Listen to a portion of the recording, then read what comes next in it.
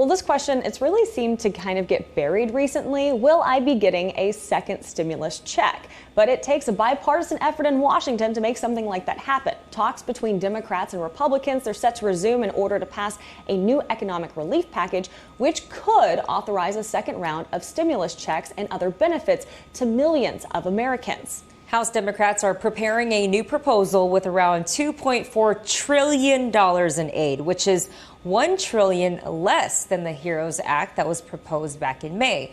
Now, the new bill would reinstate enhanced unemployment benefits, direct payments to eligible Americans, and the Paycheck Protection Program for small business loan funding and aids to some airlines.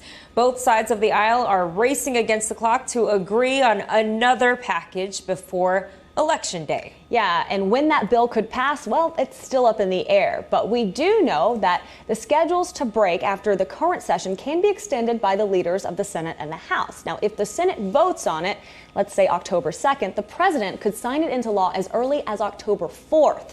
But that means that the IRS wouldn't send you checks until probably December at the earliest, and that if everything goes well in Washington, D.C., a lot of the reason Republicans and Democrats have been at a standstill all summer over arguments on which bill to pass is because Republicans say that the extra $600 to those who lost their job in addition to unemployment has actually discouraged recipients to actually return to work. However, analysts suggest that the available aid would not outweigh the value of a long-term stable income on a worker's decision to accept a job offer. So we're actually bringing in former acting Labor Secretary Seth Harris to help explain what we could see on the horizon. Now, Seth, thank you so much for taking the time to be here. The election, the Supreme Court, and the pandemic, they're all actually somehow interconnected here. Can you explain how the Supreme Court vacancy could lead to Democrats and Republicans refusing to agree on another COVID-19 relief bill? Well, the Senate Republicans have made absolutely clear that their number one priority is to jam this nomination through and to get another Supreme Court justice nominated by President Trump onto the court rather than attending to the needs of the American people as a consequence of the COVID pandemic and the COVID recession that we're experiencing. And that means that they're essentially distracted. They haven't really been all that engaged in the negotiations so far. The House, as you noted, has already passed a bill back in May with $3.4 trillion in it to help revive the American economy. The bill that they're going to pass this week would be $2.2 trillion. I think that's a little bit less than we need. But so far, the Senate has passed nothing. There is no consensus in the Senate Republican conference for what they should do going forward. A lot of Senate Republicans want to do nothing going forward, and President Trump has not intervened to try to save the American people's economic lives. Now, where has the conversation really been stalling the most? Is it the direct payments? Is it the unemployment benefits? What are we seeing here? Well, there is a sizable portion of the Senate Republican conference that simply doesn't want to spend any more money at all on anything. They just think it's irresponsible and that it's stacking up the deficit. There are other Republicans who are deeply critical of the additional supplemental unemployment insurance that you mentioned, the additional $600 that unemployed workers have been getting in their checks. There's a recent study that came out of the San Francisco Federal Reserve Board that shows that that additional payment did not cause people to avoid taking jobs, to slow their job search. The reason that people are not going back to work is there are no jobs for them to go back to. There's essentially one job for every 4 workers collecting unemployment benefits right now. Wow. So the problem is that we don't have jobs. The question is, what do you do about that? Well, putting money in the pockets of unemployed workers is not just good for their families, although that should be good enough. It's also going to boost the economy because those folks turn right around, spend that money at the corner grocery, at the gas station, they pay their landlord, they pay off their student loans. It keeps the economy moving forward. Now, we did mention something in previous newscasts where we were breaking this down and talking about how potentially some of that could fall on the states, making sure that there were those unemployment benefits. Is that still something that's being talked about as well? Well, states are really unwilling to raise taxes on the businesses in their own states when there is a recession in order to fund more unemployment benefits. They're generally skeptical about raising taxes on their businesses anyway, but in a recession, it's probably a bad idea to be taxing your home businesses, businesses that are struggling. A lot of small businesses, 1 in 6 small businesses has disappeared since the COVID pandemic struck back in March.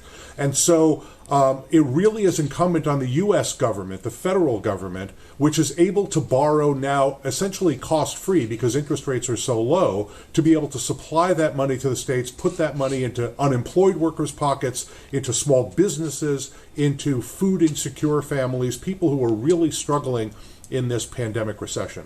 And now the last time we saw this relief bill, one of the big talking points was helping those small businesses, and there simply seemed to not be enough money for them. Do you think that that's something that we could see change in this next bill, but maybe also not, because it sounds like what they're proposing is about $1 trillion less? That's true. There was not enough money in the Paycheck Protection Program for small businesses. And also, I'll be honest, a lot of that money went to businesses that did not need it. It did not go to the small mom and pop shops. It didn't go to the barber shops and the salons in the Black community or the Latinx community. It didn't go to the bodega on the corner to keep them going. It went to businesses that had close relationships with banks, big customers of banks, and those that had close relationships with banks. And as a consequence of that, a lot of those small businesses, particularly Black and Latinx businesses, have disappeared. We need to get more money into small businesses and require them to keep their employees on the payroll, which is what the PPP program did. That's a good way to keep people going, keep their paychecks flowing, keep those families supported. Now, we did mention October 2nd and possibly the 4th as potential dates of interest, but are those even realistic? No, I don't think so. There are negotiations going on between Speaker Pelosi and Secretary of the Treasury Mnuchin. That got one of the biggest barriers to success out of the way, which is White House Chief of Staff Mark Meadows, who is just a rabidly anti-government, small government conservative. Steve Mnuchin has shown the willingness to cut a deal, but it's unclear that the president is going to support him in doing that. The Senate Republicans are unsure about it. I'm actually quite pessimistic that we're going to get any kind of deal. Republicans have been stuck at $1 trillion, then went down to $500 billion, which seems like a gigantic amount of money. But our economy is $21.5 trillion a year. We've lost a lot of that growth potential. We need to stimulate the economy from the federal level, and I'm pessimistic that we're going to get a deal. And Seth, do you think if we could see a deal or we could see a bill, what we could possibly expect to see in it? Well, the conversation is very much like the conversation around the CARES Act, which was the original large recovery bill, the $1,200 stimulus checks to people earning $75,000 a year or less. The supplemental unemployment insurance is what Democrats are pushing for. I think there's a bipartisan consensus around help for small businesses. Democrats very much want additional money to go to state and local governments. State and local governments are laying off cops and firefighters and librarians and teachers and healthcare workers because their tax revenues have gone way, way down, and they've had added costs from the COVID epidemic. And so I think those are going to be the components. Another very important component that we're not talking enough about, in my opinion, is that the airline industry is getting ready to lay off tens of thousands of workers all across the United States because their business has really declined dramatically.